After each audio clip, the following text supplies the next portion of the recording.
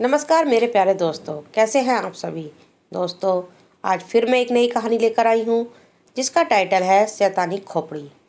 दोस्तों, मेरी ये कहानी सुनने के लिए मेरे चैनल को लाइक करें, शेयर करें और सब्सक्राइब करें। तो कहानी शुरू करते हैं आज की। हेलो, 2-3 पैकेट सिगरेट के ऊपर ले आओ, कहते हुए रागिनी के नौकर ने फ़ोन काट दिया। सिगरेट वाला डरते डरते उस बदनाम मोनालिसा हवेली में आया। चारों तरफ अजीब सा सन्नाटा था। तभी सामने एक बुजुर्ग खांसता हुआ आया। वो घर का नौकर था। शायद उसने पैसे दिए और ले लिए उससे सिगरेट। सिगरेट वाले की आंखें हवेली के चारों तरफ रागिनी मल्होत्रा को ढूंढ रही थी। और ढूंढे भी क्यों ना, आखिर 4 दशकों से वे सबके दिल पर राज भी तो कर रही थी। काफ़ी खूबसूरत और हसीन अदाकार थी। पूरे भारत के कई लड़कों का ख्वाब थी। इसके पीछे कितनी अदाकार आईं और गईं, पर यह है कि दिन भर दिन जवान दिखती थी। अभी तो एक पिक्चर आई थी जिसमें इसने बहुत सी लड़कों की रातों की नींद उड़ा दी थी। इंडस्ट्री के सारे हीरोइन जलती थी रागिनी से। कुछ को शक भी होता था, पर आजकल की टेक्निक भी तो इतने आगे है। प्लास्टिक सर्जरी, डिपिगमेंटेशन और क्या क्या, जिसमें सालों तक जवान दिख सकते हैं। आखिर पैसा बोलता है भाई। रागिनी का एक छत्र राज था बॉलीवुड पर। वो बुढ़ी ही नहीं होती थी। क्या है, पैसा मिल गए ना, अब निकलो यहाँ से। बुढ़ा डपटा। सिगरेट वाला हल्के से दौड़ते हुए बाहर चला गया। अगल बगल के सब लोगों को पता था रागिनी अकेले उस घर में रहती थी। रात को बस वॉचमैन रहता था मेन गेट पर। सारे नौकर चाकर अपने घर जाकर फिर सुबह वापस आ जाते थे। रागिनी की 3 शादियाँ हो चुकी थी। एक किसी से अभी कुछ साल पहले ही शादी तोड़ी थी। पहले और दूसरे पति ने सुसाइड कर लिया। तीसरा पति भी इंडस्ट्री का अच्छा हीरो था, पर अब वो मानसिक विकलता, बस शराब के नशे में डूबा रहता था। तीनों से उसे कोई संतान न थी। बहुत लोग कहते थे कि रागिनी मांगलिक है, इसलिए ऐसा होता है। इधर अकेले कुछ महीने से इंडस्ट्री के बेहद ही सुंदर हीरो अंजन कपूर से इसके अफेयर के चर्चे शुमार पड़े थे। खबर यहाँ तक थी कि दोनों शादी भी करने वाले थे। अंजन कपूर को रागिनी का सहारा इतिहास पता था, पर परवाना समाज से कहाँ दूर रह पाता है। लड़के खिंचे चले आते थे इसकी खूबसूरती से। इसकी ओर अंजन की एक गर्लफ्रेंड थी इंडस्ट्री में, करुणा भट्ट। लोग कहते हैं रागिनी के चक्कर में आकर ही अंजन ने करुणा से ब्रेकअप किया था।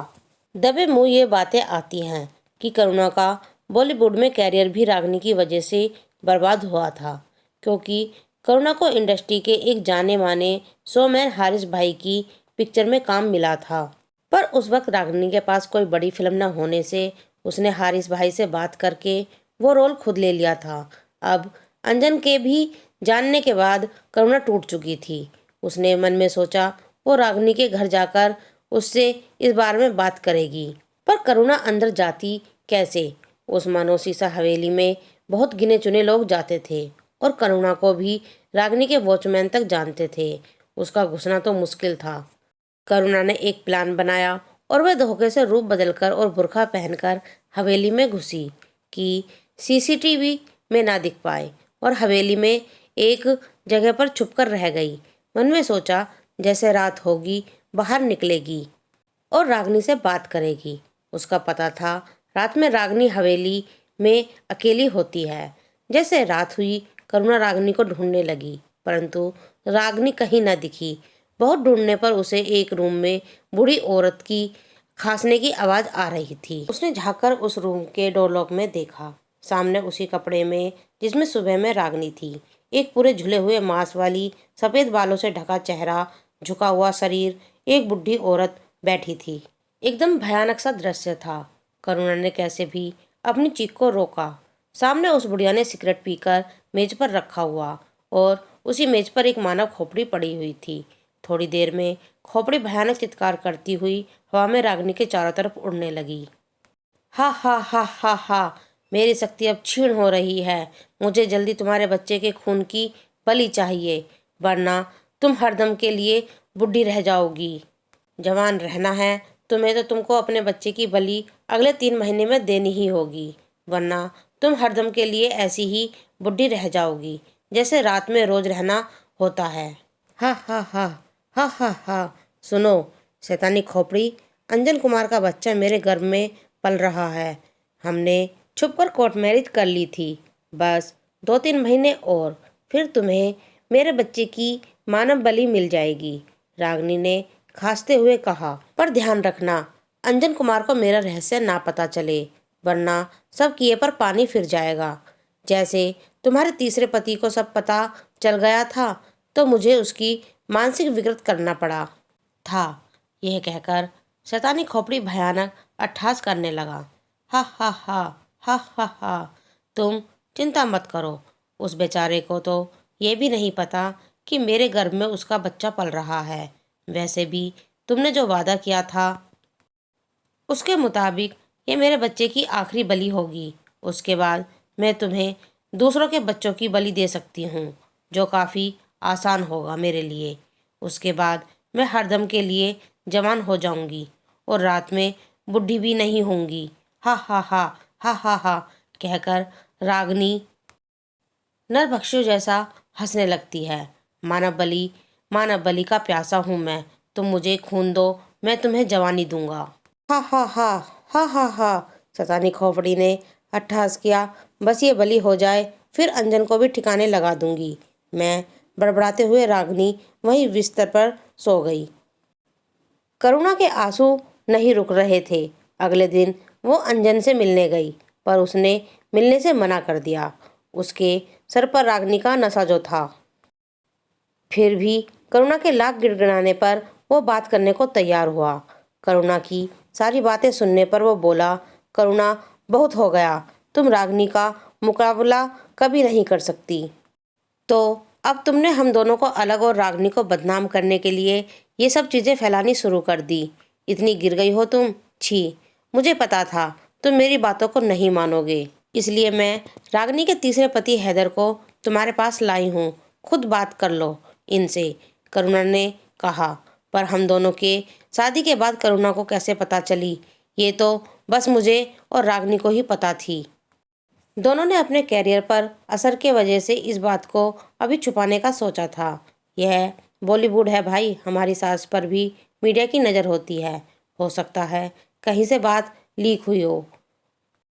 जब तक करुणा हैदर को बुलाने गई, अंजन ने मन ही मन सोचा, अब इस पागल और बेवड़े से क्या बात करूं मैं। पर मैंने अगर इसको नहीं सुना तो करुणा रोज मेरा दिमाग खाने आ जाएगी। अंजन हैदर को देखकर मन में बड़बड़ाता। हैदर आया और इस वक्त वो होश में था। हैदर हाथ जोड़ते हुए कहता है कि वह उसका रिश्ता नहीं तोड़ना चाहते हैं, पर वो बहुत भयानक और ख़तरनाक औरत है। आपको याद होगा कि उस समय मैं कितने चर्चे में था। रागनी मेरी हीरोइन थी उसमें, तभी से हम दोनों को अफेयर शुरू हुआ और शादी किया हम दोनों ने। पर शादी के बाद भी वो रात में अपने घर रहती थी और मैं अपने, क्योंकि उसकी शादी की यही शर्त थी। उसके घर में मेरा बच्चा था। वो बोली थी एक बच्चा होने के बाद वो साथ आकर रहेगी। आखिर रागनी अकेले मोनालिसा हवेली में रहती कैसे है, कहीं वो मुझे धोखा तो नहीं दे रही, मैंने मन में सोचा। हैदर ने गहरी सांस लेते हुए कहा। फिर मैंने हवेली के अंदर चुपके से जाकर देखा तो वही पाया जो करुणा ने आपको बताया था। पर अंतर बस इतना था, मुझे शैतानी खोपड़ी ने देख लिया था। रागनी जिसे चाकू उठाकर मुझे मारने दौड़ी, मैं उसके पैरों पर गिर गया और कहा मुझे छोड़ दो। तभी शैतानी खोपड़ी से एक किरण निकली और मैं पागल सा हो गया। खोपड़ी ने कहा कि छोड़ दो इसे रागनी, अब ये जिंदा रहकर भी हमारा कुछ नहीं बिगाड़ पाएगा। जब भी मैं ये राज किसी को बताना चाहता हूँ, मुझे हजारों शैतानी खोपड़ियाँ आसपास दिखने लगती हैं और मुझे तरह तरह से यातनाएं देती हैं। अगर मैं वक्त पर उस जगह से ना हटूं तो शायद वो मुझे मार भी देंगी। सेट पर भी कभी भी ये खोपड़ियाँ मुझे दिखने लगती थीं। लोग सोचते हैं मैं पागल हो गया हूँ। धीरे धीरे मुझे काम मिलना बंद हो गया और मैं तन्हाई में नशे का आदी हो गया। इस लड़की की आंखों में मुझे प्यार दिखा तो मैंने इसकी मदद की सोची और मैं अब ऐसी ज़िंदगी जीना भी नहीं चाहता हूँ, इसलिए तुम्हें बचाने आ गया। हैदर ने कहा आज से तीसरे महीने के अमावस्या को ये बलि होगी। हो सके तो इस तबाही को रोक लो। और हाँ, जब रागनी बलि पूजा के लिए बैठी होगी तब वो खोपड़ी थोड़ा शक्तिहीन होगा। बस यही वक्त है, तभी तुमको एक प्रहार से वो खोपड़ी तोड़ देनी है, हैदर ने कहा। तभी अचानक हैदर को वैसे ही दौरे पड़ने लगे। वो दोनों उसको जैसे ही हॉस्पिटल ले गए और भर्ती किया, तब तक हैदर मर चुका था।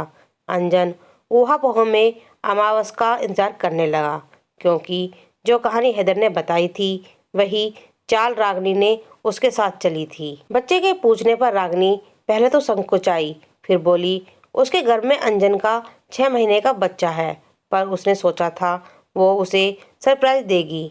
ये सब बातें अंजन के विश्वास को और गहरा कर रही थी। रागनी के खिलाफ जिस हॉस्पिटल में रागनी को बच्चा हुआ, अंजन ने पता लगा लिया, पर रागनी ने उससे छिपाया था। आखिर आ गया वो दिन अमावस का। दोनों छुप कर गए। देखा, बुढ़िया रागनी रात के 12 बजे अनुष्ठान पर बैठी थी, आंखें बंद कर कुछ मंत्र जाप कर रही थी, और पास उसका नवजात बच्चा पड़ा रो रहा था। उस बिलखते बच्चे को देखकर करुणा के अंदर की ममता जाग गई। उसने दौड़कर बच्चे को सीने से लगा लिया। तभी वो शैतानी खोपड़ी उड़कर आई और अंजना की आंखों को दांत से नोचकर निकाल दिया और जगह जगह चेहरे पर उसका मांस काटने लगा। कि वो बच्चे को छोड़ दे, करुणा ने भयानक चित्कार किया और भारी वेदना से रोने लगी। पर शायद कोई दिव्य शक्ति उसके ऊपर आ गई थी कि उसने बच्चे को छोड़ा नहीं। यह देखकर रागनी भी उसके ऊपर झपटी, पर वो शक्तिहीन रूप में थी, ज्यादा कुछ नहीं कर पाई। तभी अचानक से आवाज आई, कड़ाक। खोपड़ी एक झटके में टूट गई थी। अंजन ने एक लाठी के वार से रागनी उठ के पागलों सी उस टूटी खोपड़ी के टुकड़ों को समेटने लगी और रोने लगी। उसको पता चल गया था अब वो हरदम के लिए इसी रूप में रह जाएगी। अंजन, करुणा और वो बच्चा अपने घर वापस आ गए थे। मोनालिसा हवेली से अब हरदम किसी बुढ़िया की चीख पुकार की आवाज़ आती थी। सब उसको भूतिया हवेली कहते थे। रागनी रातों रात बॉलीवुड से गायब हो चुकी थी, और कहाँ गायब हुई ये आज भी रहस्य था दुनिया के लिए। करुणा अपने नाम के अनुरूप उस विकृत चेहरे के साथ ममता का सौंदर्य बिखेर रही थी, और अब वो अंजन की बीवी थी। तो दोस्तों, मेरी ये कहानी यहीं समाप्त होती है। आपको ये कहानी कैसी लगी कमेंट में लिखकर ज़रूर बताएं। धन्यवाद।